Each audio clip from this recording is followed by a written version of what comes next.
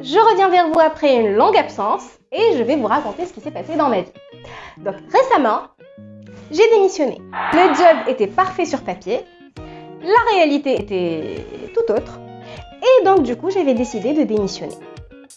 Et sur le moment, j'étais super fière de moi parce que j'ai vraiment géré le truc comme une vraie bosse. Mais une semaine après, mon mental a commencé à faire des siennes et une petite voix a émergé.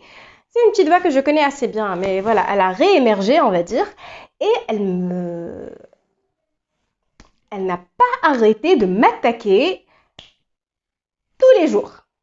D'accord? À chaque instant, en me disant plein de méchanceté. Et Coco, t'as fait quoi de ta vie?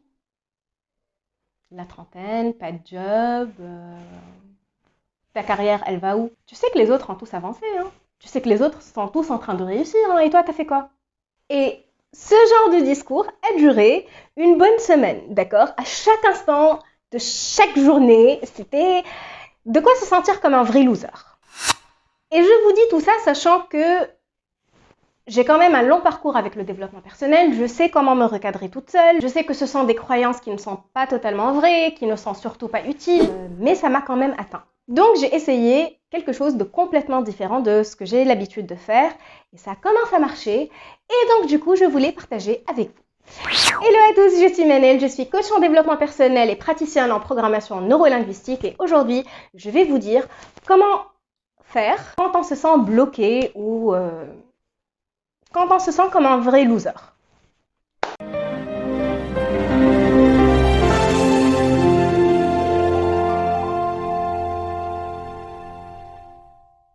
La première chose, même si ça paraît contre-intuitif, c'est de ne rien faire. J'avais décidé que j'allais accepter la situation telle qu'elle est. Oui, pour le moment, c'est le chaos. Et non, ça ne va pas durer. Et donc, je m'autorise à ne rien faire. Alors, même si mon ego cherchait à me faire comprendre qu'il est trop tard, qu'il faut absolument que je trouve une solution là, maintenant, tout de suite, et que sinon ça va être la catastrophe, et que... Chut. Je prends mon temps. Parce que, me connaissant, si j'avais continué sur la même lancée, si j'avais essayé de reprendre du poil de la bête tout de suite, ça aurait été une fuite en avant. Et que très probablement, je vais retomber sur la même situation. Différents visages, même catastrophe. Et donc, je pense que quand c'est le chaos autour de nous, et surtout quand c'est le chaos dans notre tête, il est primordial qu'on fasse une pause et qu'on respire. Et je vais vous le dire, il faut beaucoup de courage pour faire ça. Beaucoup de courage parce que l'ego ne nous laisse pas tranquilles avec des histoires de sécurité, des histoires de... Et les autres non plus, ils ne vont pas nous laisser tranquilles. Parce que la majorité des personnes entre nous ou alors dans notre entourage sont tout le temps en perpétuel mouvement. Et c'est bien de bouger, d'accord? Je suis complètement d'accord avec cette idée. Sauf que à trop vouloir bouger à contre-courant, on s'épuise et on ne va nulle part. Je pense qu'on est les seules personnes sur Terre qui savent ce qui est le mieux pour nous. Que nous avons les solutions en nous. Et que ce n'est qu'en calmant le mental qu'on laisse l'opportunité à l'inspiration d'arriver, de nous parler. Et c'est à ce moment-là, quand on est inspiré, qu'on commence à bouger, qu'on commence à acter. Donc s'il y a un message à retenir de toute cette histoire, c'est de s'autoriser à respirer et de s'autoriser à ne rien faire. Le deuxième message, c'est de s'amuser. Alors, oui, même si c'est le chaos, et oui, même si tu ne sais pas ce que tu vas faire de ta vie, et oui, même si tout n'est pas clair pour le moment, autorise-toi à t'amuser. Parce que si tu es comme moi, il y a une petite voix dans ta tête qui te dit que pour le moment, tu n'as rien fait pour mériter du repos, ou alors tu n'as rien fait pour mériter de t'amuser, mais amuse-toi quand même.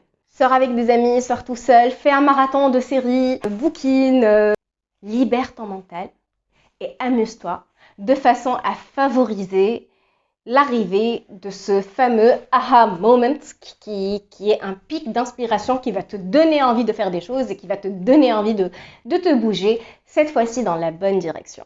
Tu vas redevenir actif de toute façon. Alors autorise-toi ce moment pour te ressourcer. Tu en as le droit. Et surtout, tu le mérites. La vie va continuer de toute façon et tout est impermanent. Ça veut dire que même la situation actuelle ne va pas durer dans le temps. Le chaos actuel ne va pas durer dans le temps.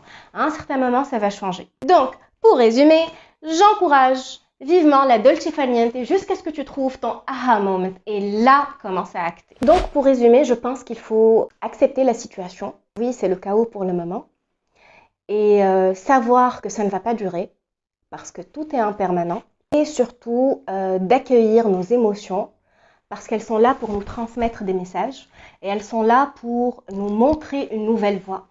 Et ça va arriver petit à petit, sous la forme d'évidences qui vont émerger comme ça au fur et à mesure. Donc du coup, c'est important de laisser le mental se reposer et de laisser l'occasion à l'intuition de parler. Je pense vraiment que tout ne se résout pas à gros coups de marteau. Que par moments, il faut apprendre à poser les armes et à accueillir la vie, tout simplement. Sur ce, je vous souhaite à tous une excellente fin de journée. À la prochaine. Au revoir.